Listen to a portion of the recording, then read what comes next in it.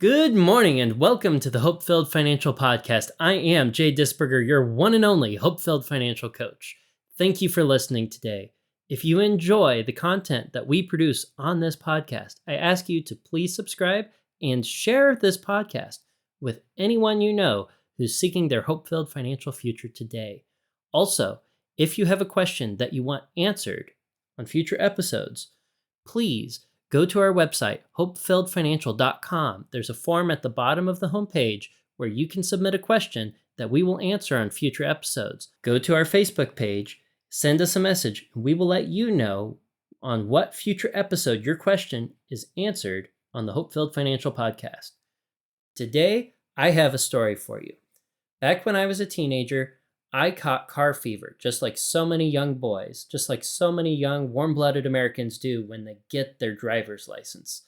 I was obsessed looking for cars. I scoured the internet for something that was going to be affordable and fun to drive. I had a budget. I had a max of $5,000, not because I had $5,000 saved up by the time I was 16, but because my father was going to float me a car until I could pay him back for it. This was an interesting deal, and it was one that I was very blessed to have. The idea was he would get me the car so I could go to work, so I could start earning money. Then, if it were a car that I enjoyed, I could buy it from him. If I bought a car that I did not enjoy, I could sell it for him as long as I could sell it for the same amount that he paid for it, and he could recoup the cost, and I could try to find another one. This ended up being very valuable to me as I made a capital mistake when it came to used car shopping, especially in the budget range that I had. I ended up buying my first car sight unseen. The first car that I bought was an Acura TL. The Acura TL was from the year 2000. It was gold, and I bought it off of eBay. I won the auction for around $4,000. I was stoked. This Acura was fully loaded. It had GPS navigation. It had leather seats. It was going to be perfect. What a wonderful car to have for getting going with my first job and going to college. What I didn't know is that the pictures on the listing on eBay excluded a whole bunch of cosmetic damage, and the seller did not disclose that there were major rust issues on the suspension system and the leather seats had been torn. On the suspension system, the mechanic that I asked to look at it showed me that the suspension had rusted out to the point it was flakier than a pie crust. Lastly, the car had a transmission issue that was very common with this particular make and model. Had I done the research appropriately, I would have known that these transmissions fail right around 120,000 miles. The car that I bought was right at 118,000 miles. So I ended up having to sell this thing in short order right before I started school. I sold it to a mechanic who flew out and drove it home, knowing full well what they're getting into, knowing it was a project car, and they're planning on trying to flip it for a profit. The next car I bought was off of Copart.com. It was an auction site that takes vehicles that have been repossessed or totaled by insurance and then get auctioned off in order to recoup some of the cost for the insurance company that totaled it.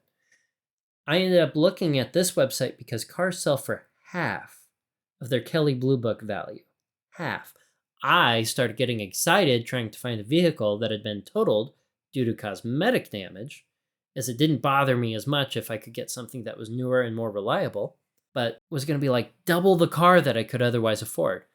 I still had the same deal, $5,000 budget with my father. I ended up winning a 2002 Volkswagen Passat. This Passat was white exterior and cream interior. The interior had a bunch of plastic components that were broken off. Didn't seem to bother me. I wanted a deal. I got this car for $3,200. I was stoked. What I didn't do was learn from the first mistake that I had made with the Passat. I bought this thing sight unseen from Oklahoma. When the company that I hired arrived at the auction site to pick up the car and drive it out to me, the auction site brought the vehicle out on a forklift. That was major red flag number one. After it arrived, I started it up, and it started, thank goodness. I drove it to a mechanic to get the oil changed, and that mechanic came back to me with some bad news. Jay, we couldn't change the oil on the car because there wasn't any oil to take out of it, but we did fill it up. This was major red flag number 2. This car ended up having so many leaks and so many problems. I was taking it to the local mechanic in Manhattan, Kansas, once every other month. This vehicle had so many problems with it. The mechanic that I took it to, his name was Dave, he came out of the shop one day, about a year of me driving this car, and he said, "Jay, we enjoy you coming here to the shop. We've enjoyed getting to know you, and we appreciate your business, but your battery needs a new car." I was really getting tired of having to pay for this thing to get fixed over and over and jumping it about once or twice a week throughout the winter. I didn't know exactly what to do. I didn't have the money to replace the car yet. This one I did buy from my dad, so I owned it outright. I ended up pulling the dipstick one day just to check the level of the oil, and I noticed some white frothiness on there. The white frothiness indicated that there was moisture, condensation that was building up inside the engine block. When condensation builds up inside your engine block, you end up getting oil sludge that can tear up your engine. This is a death sentence to your car. At least it was in my circumstance. I ended up looking up this car on carcomplaints.com, a website I wish I would have known before I bought the first 2 cars. Carcomplaints.com has a list of all the used vehicles under the sun, all of the common problems that pop up with them, based on actual drivers' reported problems with the car, thus carcomplaints.com. While they don't sponsor me, I love their website and highly recommend that anybody who's searching for a good used car consult websites like carcomplaints.com to see what major problems their car might have and whether or not it's reliable. They rank cars from avoid like the plague all the way up to a good buy. The Passat that I bought was marked avoid like the plague due to oil sludge issues. I ended up selling that car and needing to get something else in between academic years. I drove to Kansas City with my dad, finally learning the buy the car after inspecting it in person. Don't buy the car sight unseen. I couldn't believe it took me this long to figure it out, but I was going to do it right, and my dad tagged along so he could give me his 2 cents and make sure I didn't buy another lemon, because, I was 0 for 2. I had a nice list of cars that I had researched that I thought would be good and reliable. The first one that I found was a Mini Cooper at this itty-bitty tiny dealership. I took it out for a test drive, pulled around the corner, put the pedal to the metal, nothing happened. With nothing happening, I just took it around the block, parked it, popped the hood, noticed that the whole thing had PVC components that were glued together and attached to the engine block. I didn't need this. This was going to be another problem. I needed something better. The next cars I looked at, pulled the dipstick and found metal shavings in them. That engine was already being torn up. I went through the whole list of cars, couldn't find a single one that passed my inspection. On the very end of the trip, on the way back home, my dad found a dealership. They had this vehicle there, an Infiniti G35 from 2004. This car was stellar looking on the outside, cosmetically beautiful, drove really well, passed all my inspections. They ended up offering me double private sale KBB for my trade-in with that Volkswagen Passat. I couldn't pass that up. I was going to make money on a handshake if I could. I ended up buying the car. It was about $5,000 in value and driving it home. And I was so excited to finally have something that was going to be good and reliable. In my research in advance, I didn't look up this car very much specifically, and I really should have walked away until I learned more about it. When I had an internship in Omaha, Nebraska, I was driving this car back late at night and had the brake pads crumble. There were weird vibrations anytime I'd hit the brakes that started getting worse and worse. This model of car had an issue where the brake rotors would warp and bend because they were too thin for the amount of energy that it was dissipating to slow the car down. This meant that the brake pads eventually would vibrate apart. This ended up costing me, I think, $500 to replace, and cost me a very scary moment where I was trying to exit off the highway without brakes. After that, I had the Infiniti G35 when I had an internship in Salt Lake City, Utah. I was driving up to Park City on one of the hottest days of the summer. It was over 100 degrees outside. The car started acting as if it wasn't getting enough power. I was hitting the gas trying to go uphill, and it wasn't giving me anything. Looking at the dials, I was overheating. I hadn't hit the red zone, but it was very clear that the car's coolant system was failing. This wasn't good. Once I made it to the top of the hill, I hit max overheating and the engine started smoking. I pulled aside at this truck stop where another semi-truck had also had the same issue coming uphill, popped open the hood, and there was coolant everywhere. This thing had cracked open like a coconut. The thermometer had failed, and the water pump that circulates the coolant through the radiator had kicked off because it wasn't reading anything worth kicking on for. And the coolant overheated, expanded, and ripped the radiator apart. Ended up paying a nearby gas station mechanic to replace it with an aftermarket part. The OEM part was going to be somewhere like $3,000 to $4,000, and the car wasn't quite worth that much anymore at that point. The point of the story is there are a lot of things, especially with cars, that we need to know about before we put a huge investment into the car. It's not that used cars are unreliable. There are a lot of very reliable used cars. I'm happy to say that I own 2 incredibly reliable used cars now that haven't given me near any trouble. The knowledge that we can acquire before making a major decision like this so that we can make a decision that is as wise as possible is an exercise in prudence. And that is what we're going to be covering today in our main topic. We're going to continue talking about frugality and, in particular, prudence. But before we do that, let's cover today's budget tip.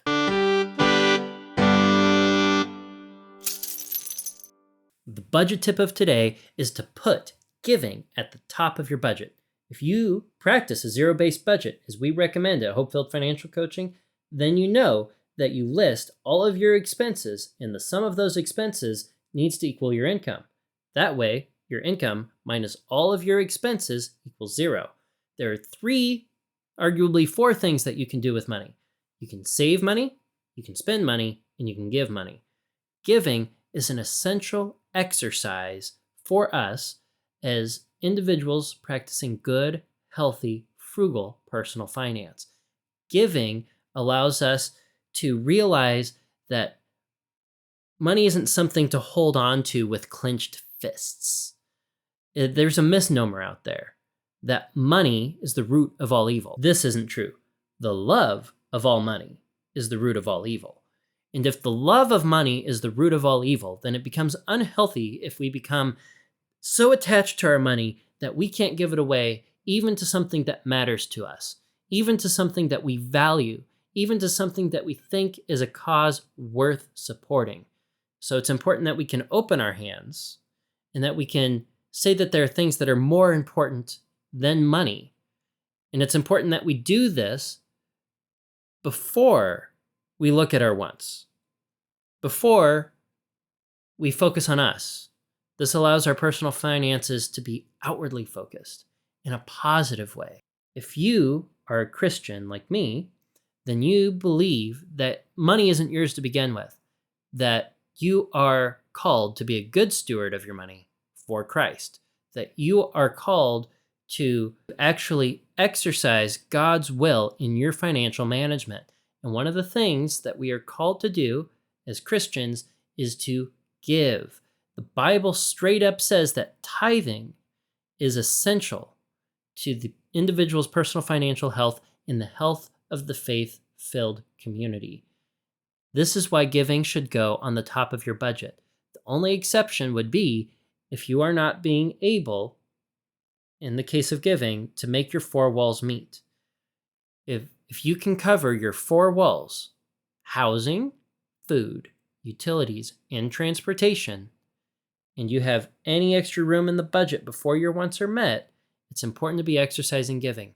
And if you are in a situation where money is so tight that you don't feel like you can give, that you need to be using every penny that you're earning to cover your 4 walls, or you're in a financial crisis where things are so tight that that's where you are for a temporary amount of time, and it's unusual to you, and you're scared, you can still be generous with your time and your talents. Giving is so important for us in order to build good personal financial character. Now, on to the main topic.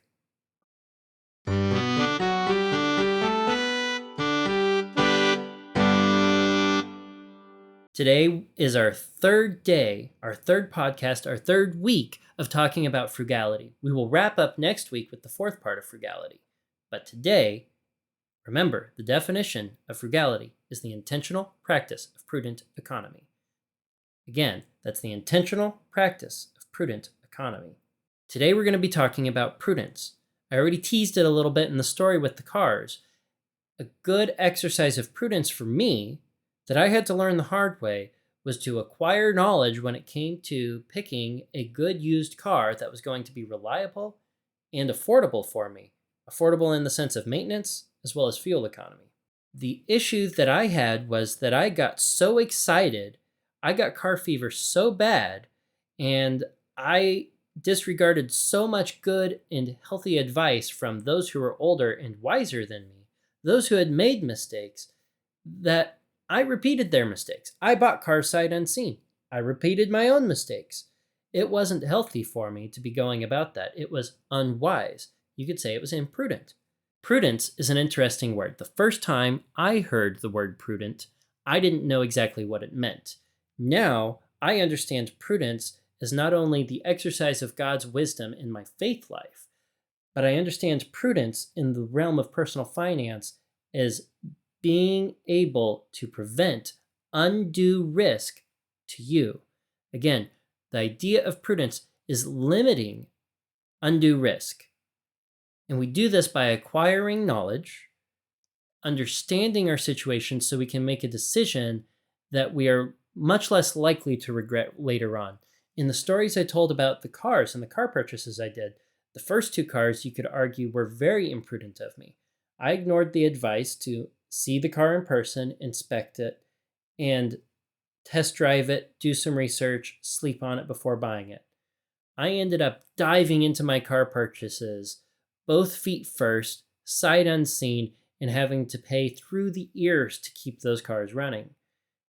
I have learned those lessons since then, and I can tell you that a great example of prudence is if you have two cars that you're looking at. They cost the exact same, they have the same mileage, they're both cosmetically identical. The makes and models are different. And one car is terribly unreliable, historically speaking, and another one of those cars is relatively reliable. If you didn't acquire knowledge about both cars, it would be a wash. It would be a toss-up between which one you picked. You might pick it based on what color you liked best.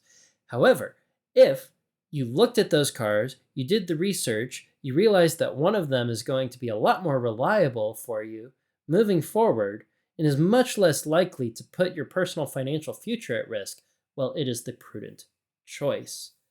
Another great example in personal finance where we can exercise prudence is getting out of debt. Now, I mentioned that there are arguably three things that you can do with money in the budget tip. You can save money, you can spend money, or you can give money. There's arguably a fourth thing, which is burn money. Just throw it away, flush it down the toilet. One of the ways that we as Americans commonly burn and throw away money is by paying that money to fees and interest on debts, especially consumer debts that are unsecured and purely for consumption purposes. When we are paying loans and just living in a cycle of debt, we are more likely to be trapped in a paycheck to paycheck cycle, and we are throwing away a chunk of our biggest wealth building tool, our income, to fees and interest. This is unhealthy and imprudent on the whole, and I'm going to give you a little bit of an example of why. I have a story about a pharaoh. Now, the pharaoh, the king of Egypt, let's say hypothetically, had 4 soldiers who carried him everywhere. If he traveled up and down the Nile and he left his boat, he would have these 4 soldiers, his closest 4 soldiers, the 4 men that he trusted the most, have these 4 men carry him anywhere and everywhere. Unfortunately, in a war against Babylon, one of these 4 most trusted soldiers, a commander, died. As a result, the pharaoh needed to find someone else who could replace this ever-beloved and trusted soldier. He gathered all of the best soldiers who had survived the battle and asked them, if you were carrying me along a pass and there was a steep cliff, how close could you carry me to the edge of the cliff? Well, the first soldier said, oh, I could probably carry you about 2 feet away from the cliff, and I could do it safely. The second soldier said, oh, I could do better than that. I could carry you 1.5 feet away from the edge. The next soldier says, I could do a 1/2 foot. Another soldier says, I will carry you with my toes hanging over the edge. Now, this is the way that we are with debt in America. How close can we get to the edge of slipping into a financial disaster with debt?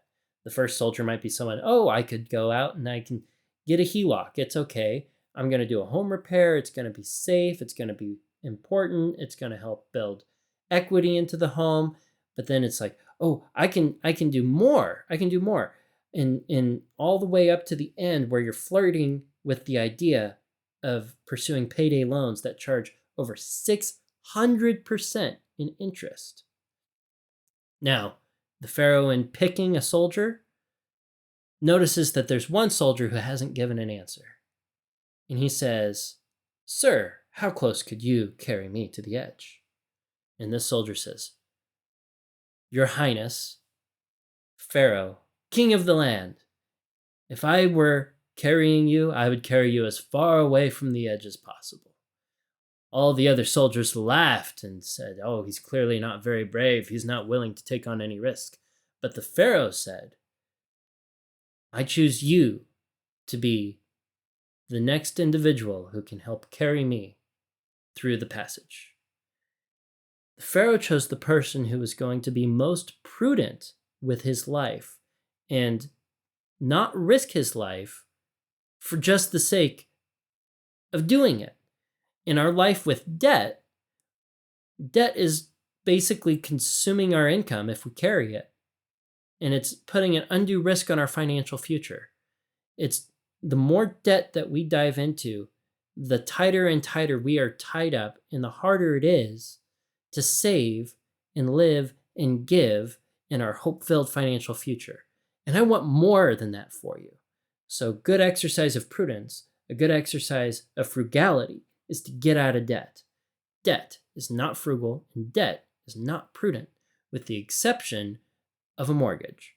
And that's something that we'll have to talk about on a future show. One more facet of prudence that I want to talk about is opportunity cost. Opportunity cost is, well, if I buy this thing, I can't buy that thing. And if I can't buy that thing, then there's something that I can't do. An example would be if I go out and I ate out and it wasn't necessarily something that I had planned, well, I might not be able to then afford that cup of coffee in the morning that I would get on the way to work the next 5 days throughout the week in order to compensate for it. The problem is you can have an infinite number of opportunity cost examples for any one given purchase. The problem with opportunity cost is it has an infinite number of comparisons, and it makes it very hard to exercise prudence when you're making a purchase. How do you know what specifically you're giving up? The answer is writing a zero-based budget. If you have a zero-based budget and you apply a mission to every dollar, you assign every dollar a category, and you decide that you need to spend differently, that you need to move money around, that you need to spend more on something specifically, then the opportunity cost is going to be the thing that you pull from next. The opportunity cost is the next best thing that money would have otherwise gone to. The lowest priority that can be sacrificed in order to support what it is that you need to apply more funds to. This is a prudent way of understanding opportunity cost because it's the realistic way. Where would the money have gone if you didn't have to move it? And the only way we know that is if everything else is already assigned, everything else is already covered. We don't have to look at that and say, this is the opportunity cost, because you know what it is that you're going to be sacrificing. In order to pay for this, you're going to be sacrificing that on paper, on purpose, before you spend the money. In closing, prudence is an essential part of frugality. It is an essential part of making decisions in your personal financial life. It is one of the most important topics that we can cover, being wise with our money in a way that reduces the amount of risk on us and has a long-term mindset. We don't want to be just thinking in today. We don't want to just be thinking in the moment. We don't want to be the teenager who has car fever and can't see the next few months of paying for repairs on a troubled vehicle. We need to have a long-term mindset. We need to have long-term goals. We need to be not only planning for ourselves today, but planning for ourselves tomorrow. Next week, we're going to finish our 4-part series on frugality by talking about economy. Until then, budget bravely and enjoy your hope-filled financial future. Thank you.